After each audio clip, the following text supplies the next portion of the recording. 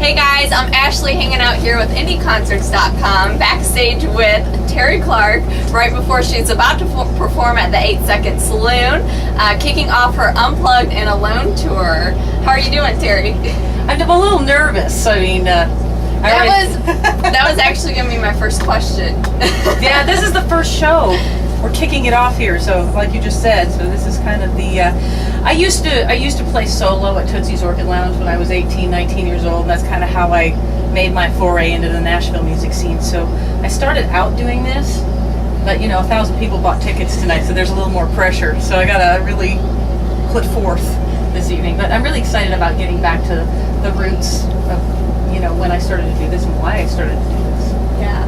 And I was going to say, it's a little bit different from a live show with a full band. Yeah. It's very raw, just you and your guitar, which personally I love acoustic performances. Why was it so important for you to do the Unplugged and Alone tour? I don't know. I think I felt like I really wanted to be somebody who sort of brought the real music thing back to music, to live music, and I think we all do. And country's the closest to having that anyway. And I've been in this venue with my live band. They reminded me today, 8 years ago, and this is going to be a very different show because I'm playing a lot of songs from my new album, The Long Way Home, which is very personal. And part of the reason too I wanted to do this solo acoustic is because these songs are so personal. It just feels like the right marriage and the right way to present these songs. And speaking of the new album, The Long Way Home, I read an interview where you said that the title actually has a few different meanings for you, and that you found that home really lies within yourself. So I'm curious to know how you came, I guess, to that realization. Oh, gosh, a lot of pain and agony and struggle. I don't think you learn from the good things in life. You learn from the stuff that's hard, and I've been through plenty of that lately, especially.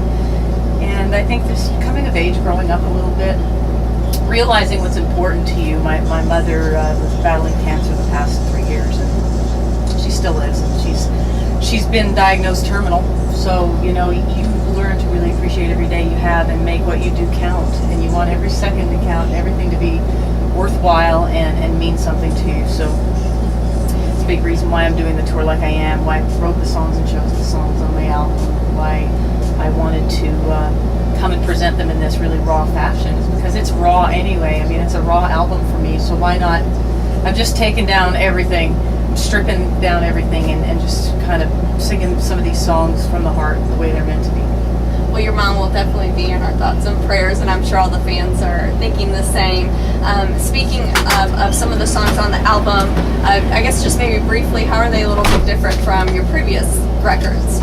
Just a lot more personal, and I produced this album, which was a first for me, and I leaned more on the organic type instruments, the ones that were more acoustic, that you could sit in your living room and a bunch of people could play and it would sound the same. And I've always been a fan of folk music and roots music and Americana music, so I leaned a little heavier towards that instrumentation, but it still has horsepower where it's needed in certain songs like Gypsy Boots so it's, I think, a really good blend of if anybody has all my records, it's probably a good blend of Pain to Kill and Fearless all wrapped into one, and it's got a little bit of everything. Very cool. I'm excited to catch your show tonight. And I also heard Reva say in an interview not too long ago that one of her favorite things about touring is just hanging out with her really great friends, meaning other artists. Mm-hmm. She only listed a handful of those, and you were one of those. Oh! And I thought that was a really cool compliment. She is, I'll tell you what, that woman is good beyond what people know her for and know of her. She's really a good soul. She's a very real person, and I've met a lot of artists in this industry, and I've been around a lot of people, and she is probably the biggest star that I've gotten to know, but she's also the one that's risen to the top as far as you can just depend on her, and she tells you the truth, and she's honest, and she's just really, she's like the girl next door, really, truly, and I don't know why she's so nice to me, but I like it. So do you and her get in any trouble out on the road together? Of course, good trouble, but... No, we never got in any trouble, really, I don't think. I toured with her a couple times, and we just sit around in the dressing room and talk and chat, and she's just really a good person, and I'm just honored that she would call me a friend, and I got her back. If I ever hear anybody say anything bad about Reba, they're going to have to contend. You guys better watch it. Don't you be dissing my Reba. And, okay, so I know you're a fan of Twitter. You sent out a lot of tweets. I have to be a fan of Twitter. If I don't twit, then I'm left behind. Yes. You know what I'm saying? If you don't twit along with everybody else, and you're twit out of luck. Well, I tweeted out to some of our indie concert fans that I was going to be interviewing you, and so I asked them if they had any questions for you. So I got some questions and comments. Oh boy. If you're ready for that. I don't know. All right.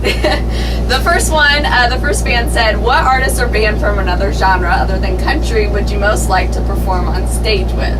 Okay, well, right now it's Brandi Carlile. She is like phenomenal. I went to see her in Nashville the other night. I was just like blown away. Probably the best live singer I've ever heard. Wow. Flawless, perfect vocals. I mean, everybody hits a sour note now and then. I didn't even hear the tinge of a sour note anywhere in her. So, all right, pretty good. Okay, next question. This next fan did a little pun. You've probably got this question before, but a little pun off of one of your songs. He asked, "Why do girls lie too?" Why? Because we learned from you. Good answer. Isn't that what the song says? Absolutely. The next one, it says, "Now that you're independent, free from, I guess, a major label, do you still work with a stylist, or do you..." Do I look like I work with a stylist? Hell no, I started eating ice cream as soon as I was off the list. No, I don't work with a stylist, but if I have a video shoot or a photo shoot or something special, then they'll have a stylist there to help me, because God knows I need help. I'm the fashion. Oh, I think you look good. As long as you have boots. Those are That's key. it, the boots and jeans, Yeah. but sometimes I need help with what goes on up in heat. I don't know what to do with it. No, So. looks good tonight. Thank so, and this next one is, I guess, more of a comment versus a question. It's kind of interesting, but he wrote, "Before your concert at the Sandwich, Illinois Fair a couple years ago." I think I remember that because of the name. He said that you were jogging in the infield parking lot, and he almost ran over you with his car, and he wanted me to tell you he was sorry and to apologize. So. Oh, you haven't got the lawsuit paperwork yet. It's kind of caught up in the system. So that was nice. Thank you. Yes, I thought that was nice. So she accepted your apology. I accept. Well, thank you so much, Terri, for taking the time to talk with us. Excited to see your show, and Thank good you. luck on the rest of the tour. Thank you.